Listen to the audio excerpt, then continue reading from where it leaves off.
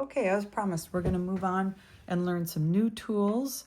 We're going to start with the smudge tool and go all the way down to the shapes tool here. Last time we covered all of these brushes and the eraser. We'll briefly use those. We also covered document sizes, and I'm going to start with an Instagram story and reel. That's going to be a blank page that I'm starting with. And I am going to use this paintbrush up here. It's actually a charcoal pencil, I believe is what I have. But I'm going to use it with a new tool that I haven't showed you, and that's the drawing aids. I'm going to hold down on it, and then I will choose the square. I'm going to make this into a frame, and I can tell that it is centered when a blue line appears as I'm making it larger. So I've got a blue line right there. So it's side to side. I had a vertical blue line. Side to side, that means it is centered. Now I'm going to stretch it out so it's a little bit taller. Now when I get another cross blue line, that's going to mean that I have centered it top to bottom as well. There we go, top to bottom. Okay, so I have my guideline there, and I'm going to tap this, and so that the guide will actually allow me to draw on it, I am going to choose an 80 circumference. I'm going to choose a gold color here for the frame, and then I'm just going to go ahead and draw around it like this, maybe a couple times to darken it. Okay, that looks good. And then I am going to get rid of that tool because that's a guide for going around the outside. What I want to do next is create another layer and do a watercolor inside of this, but I don't want the watercolor to spill all over the page. So I'm going to go ahead and choose my watercolor, but actually before I do that, I am going to go down here and show you a new tool, which is a selection tool. And I'm going to choose the rectangle. I'm going to draw a rectangle like this, and this will have dashed lines, blinking lines going around it. It's not actually drawn yet. That just means it's selected, and it's also going to constrain what I do inside.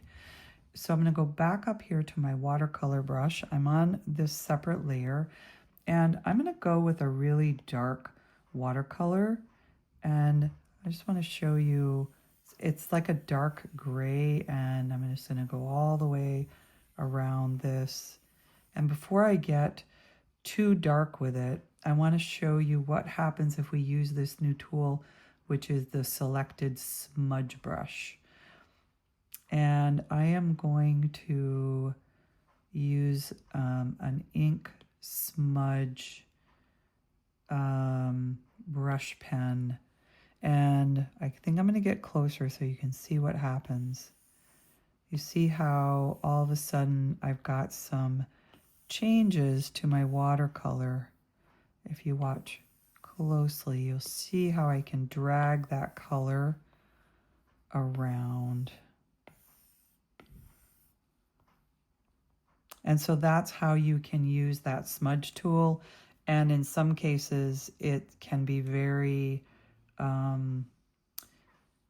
obvious. This is pretty subtle on here, but that's how you use it. I'm going to go back to my watercolor. I'm going to go back to my black, and I want to actually get really dark down here in the bottom.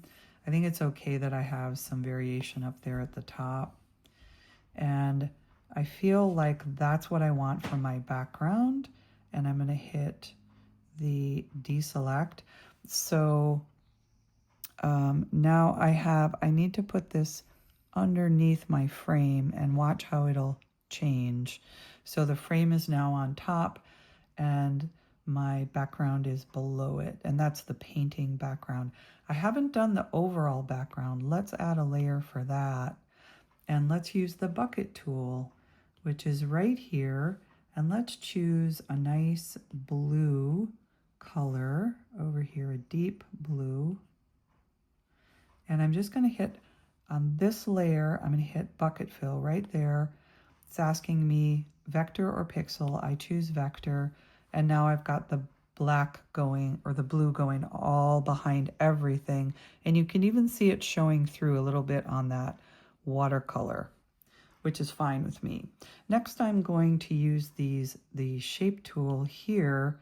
And I have a lot of different shapes that I can choose from. I've downloaded these from Fresco. If you go here to the plus button, it says discover new shapes. These are Fresco's shapes. I love the flower shapes here, and I've got them downloaded, and I'll show you a few of them. Oops. Here are my flower shapes.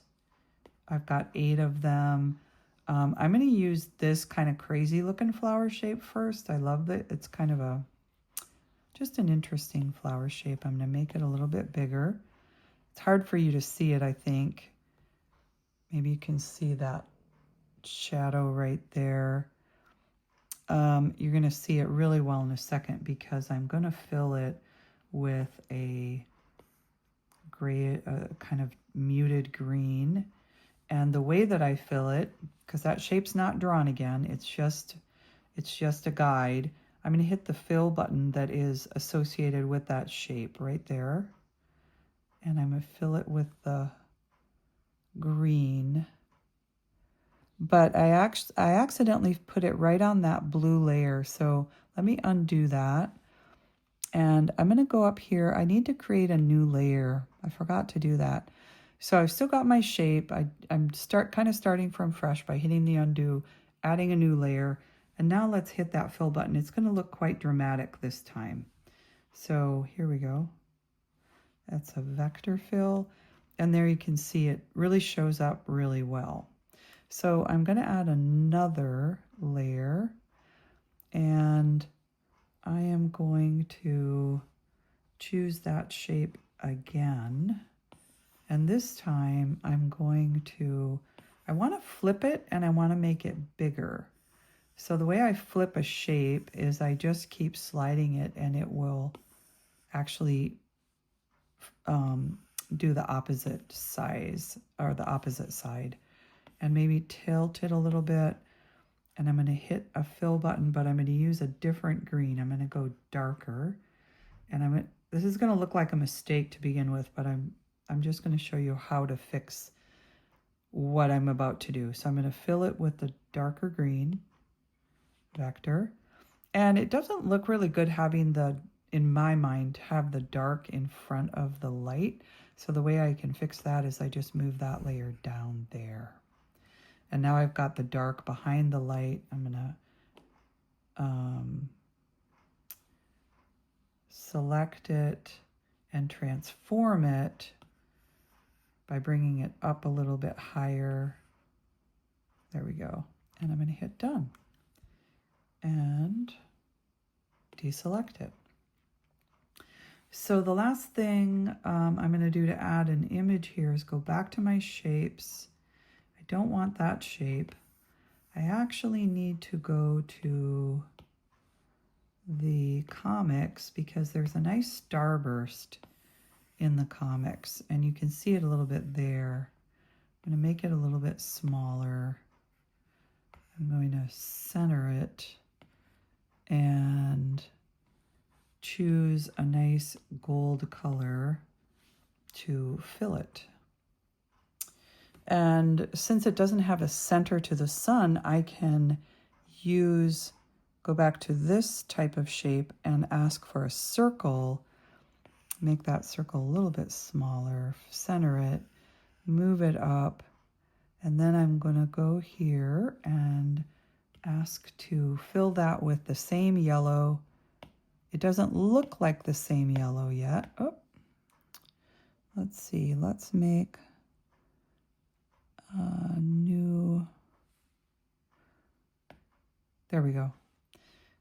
I did it on the same layer. I didn't make a new layer. Now it looks like it's lighter, even though I chose the same color. But the reason it looks lighter is the circle is still over the top of it. So let's hit this tool down here. It disappears, and there you see I have the yellow that I was looking for. And so that is how you can use the shape tool, the bucket tool, and the selection tool. and then the transform tool just to kind of review it for you. If I want to transform this, there's a lot I can do. I can actually make it wider. I'm going to hit the back button on that. I can actually flip it by doing that. I'm going to hit the back button because I liked it the way it was. But there's a lot you can do with the transform tool. You can also combine these powers and choose your magic wand. And I am on the layer with the dark green, so I'm going to go ahead and choose, tap right there, and all it did was select that one circle.